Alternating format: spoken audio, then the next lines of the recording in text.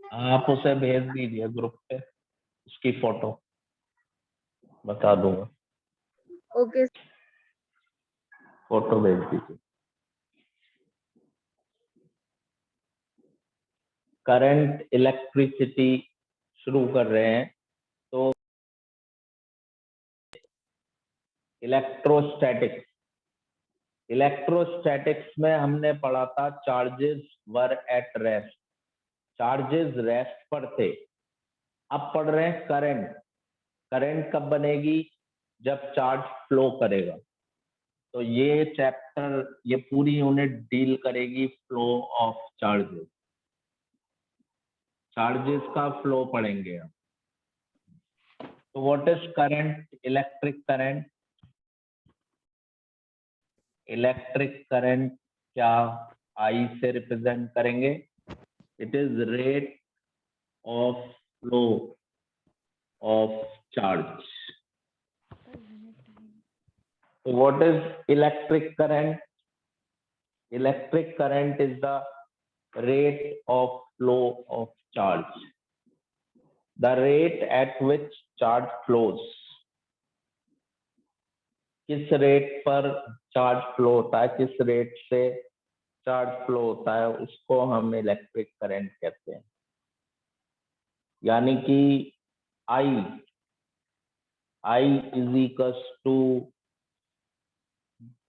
Q by T, rate of flow of charge I is equal to Q by T। तो ये current है Q by T, इसकी unit coulomb पर second, that is ampere. Ampere A से इसे denote करते हैं, इसकी unit. Current is rate of flow of charge, charge may be positive, may be negative और मे बी आयन, कोई भी फ्लो करे, चाहे पॉजिटिव चाहे नेगेटिव चाहे आयन फ्लो करे। अब करंट के बारे में इंपॉर्टेंट बात, current is in the direction of flow of positive charge, but opposite to flow of negative charge। मतलब जिधर पॉजिटिव चार्ज फ्लो करेगा उधर ही करंट बनेगी, लेकिन जिधर नेगेटिव चार्ज फ्लो करेगा करंट उसके ऑपोजिट बनेगी। तो current rate of flow of charge होती है, charge flowing per second current कहते हैं। कूलम पर सेकंड इसकी यूनिट है, इसे एम्पियर ए से डिनोट करेंगे। चार्ज जो फ्लो हो रहा है वो पॉजिटिव हो सकता है, नेगेटिव हो सकता है, या फिर आयन्स हो सकते हैं। सबसे इंपॉर्टेंट बात, जो करंट है उसकी डायरेक्शन होती है फ्लो ऑफ पॉजिटिव, जिधर पॉजिटिव चार्ज फ्लो करेगा उधर ही करंट होगी, and opposite to flow of negative charge, जिधर नेगेटिव चार्ज फ्लो करेगा उसके ऑपोजिट होती है करंट। बट सर, हाँ बोलो सर लेकिन करंट तो सर स्केलर क्वांटिटी है। हाँ वही तो आगे आ रहा है, बट करंट इज स्केलर, लेकिन डायरेक्शन होने के बावजूद करंट स्केलर है। अब ऐसा तो नहीं हो सकता कि आप लोग मेरी जगह यहाँ कोई सा खड़ा हो जाए मार्कर लेके और हेडफोन लेके और शुरू हो जाए पढ़ाना शुरू कर दे, तो वो टीचर नहीं है, उसके अंदर स्किल आनी चाहिए ना, टीचर की स्किल भी तो होनी चाहिए, नॉलेज भी तो होना चाहिए। केवल मेरी तरह ड्रेसअप करके या फिर मार्कर लेके और बोर्ड लगा के और शुरू हो गया तो वो टीचर थोड़ी बन जाएगा। टीचर के लिए उसकी लॉज भी तो फॉलो करने पड़ेंगे। यस तो सर।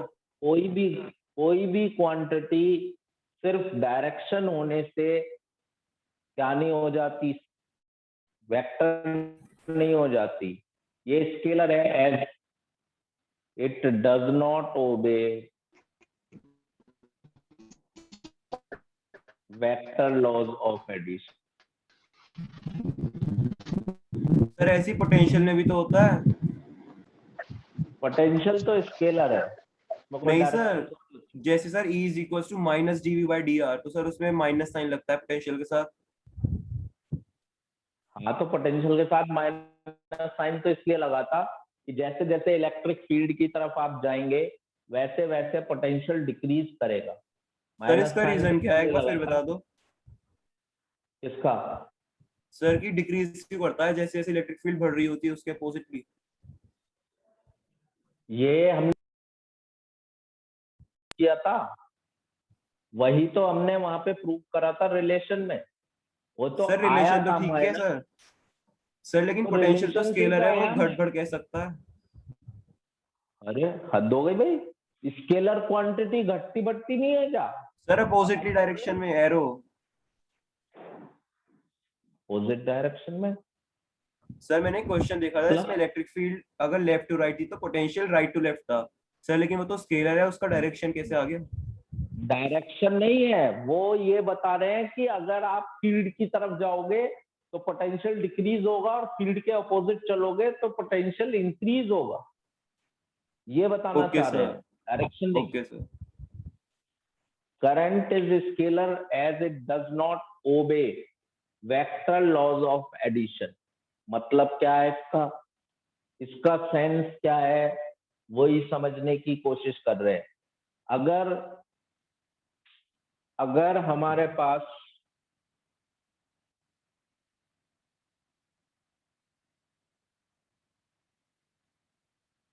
एक वायर ये है और एक वायर ये है और ये दोनों 90 डिग्री पर बेंट है, करंट है, इसमें 4 एम्पियर करंट है, तो एक तीसरा वायर इनसे ज्वाइंट कर देते हैं ये। तो अगर हम देखें इसमें कितनी करंट आएगी, तो जो करंट आएगी वो तो आएगी 7 एम्पियर। अगर करंट क्या होती, current sir would excuse have me, been, हाँ सर बहुत बोलिए। ब्लर हो रही है स्क्रीन। अच्छा, सर नहीं हो सर रही, नहीं नहीं हो रही। क्लियर आ रहा। सर सही दिख रही है बिल्कुल। सर क्लियर आ रहा सर है। नहीं हो रही, क्लियर आ रहा। तो क्लियर है, कोई बात नहीं, कोई बात नहीं, नेटवर्क कम होगा वहां।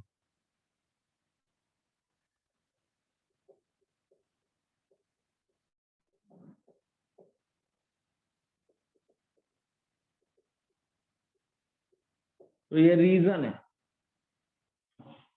ये रीजन दे सकते हैं हम कि अगर दो वायर है 90 डिग्री पर बेंट है, एक में करंट 3 एम्पियर है, दूसरे में करंट 4 एम्पियर है, तो टोटल जो करंट तीसरे वायर में इनसे जो ज्वाइंट कर दिया थर्ड वायर, उसमें 7 एम्पियर करंट जाएगी। तो ये 3 और 4 का तो स्केलर सम हो गया ना 7। अगर करंट वेक्टर होती तो इसको वेक्टर लॉ के अकॉर्डिंग करंट आनी चाहिए थी, square root A square plus B square plus 2ab cos थीटा। हाँ जी बोलिए। सर लेकिन जब हम जो चार्ज में हम सर वो बनाते थे सर्किट, तो सर उसमें जब हमने वो बैटरी कनेक्ट करी थी सर किसी भी उसमें, तो सर चार्ज वहां पे भी तो जा रहा था। जैसे सर सारे कैपेसिटर हैं सर, चार्ज उन पे भी तो पहुंच रहा था, तो सर वो चार्ज का फ्लो नहीं होगा। वो चार्ज का फ्लो नहीं है, वो सिर्फ चार्ज एक्यूमुलेट हो रहा है, फ्लो नहीं हो रहा, चार्ज एक्यूमुलेट हो रहा है, इकट्ठा हो रहा है, फ्लो नहीं कर रहा है, स्टैटिक चार्ज है वहां। यहां चार्ज फ्लो करेगा, वहां चार्ज इकट्ठा हो रहा था, कलेक्ट हो रहा था, प्लस प्लेट पे और माइनस पे। तो सर ठीक है, अच्छा ठीक है। अब यहाँ ये क्वेश्चन पढ़ रहे थे कि अगर करंट हमारे पास वेक्टर होती तो वेक्टर लॉ के हिसाब से रिजल्टेंट आता थर्ड वायर में जो करंट होनी चाहिए थी वो होनी चाहिए थी वेक्टर लॉ के हिसाब से square root A square plus B square plus 2ab cos 90। cos 90 तो 0 होता है, तो वेक्टर लॉ के हिसाब से आनी चाहिए थी थर्ड वायर में current square root 3 square plus 4 square यानी कि 5 एम्पियर, लेकिन ऐसा नहीं है। वो 4 + 3 7 यानी स्केलर सम है, स्केलर सम है, नॉट वेक्टर सम।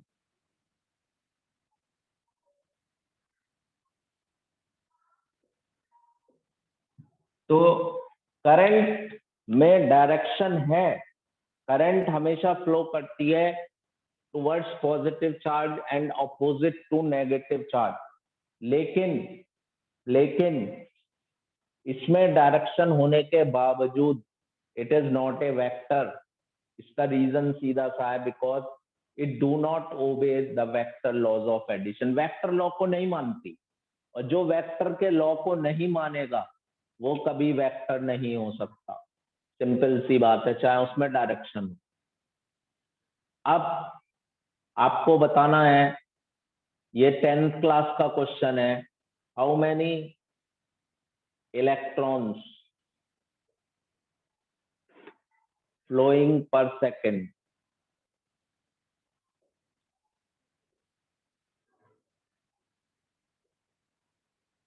constitute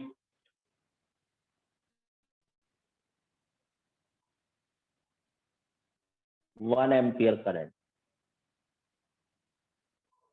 कितने इलेक्ट्रॉन एक सेकंड में फ्लो करें जिससे कि 1 एम्पियर करंट बन जाए। तो फॉर्मूला यूज करिए, आई क्या होता है Q/T। Q क्या होता है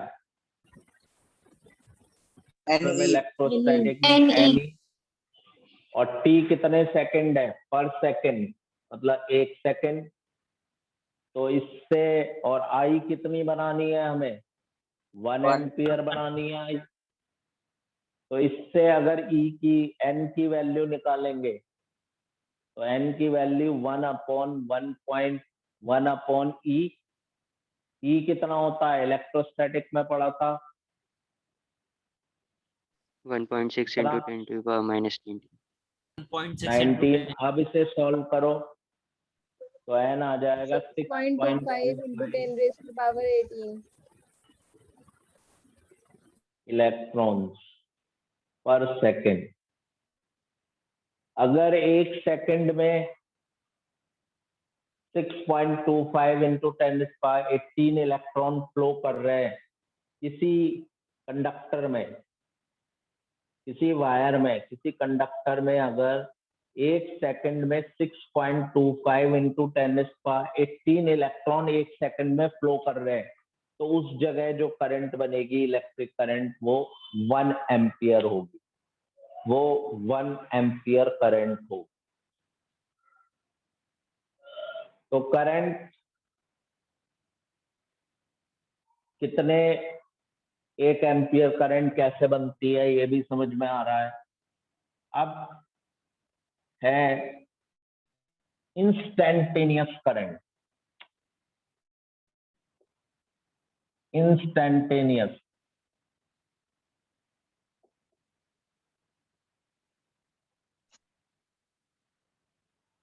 इंस्टैन्टेनियस करंट, इस वर्ड का क्या मतलब होता है इंस्टैन्टेनियस का? सर किसी बहुत स्मॉल स्केल पे पढ़ चुके हो, डिफरेंशिएशन।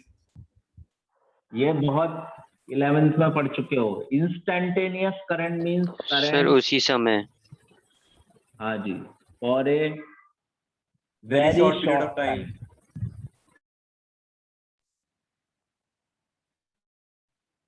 जो current for a very short time आएगी उसे हम इंस्टैन्टेनियस करंट कहते हैं।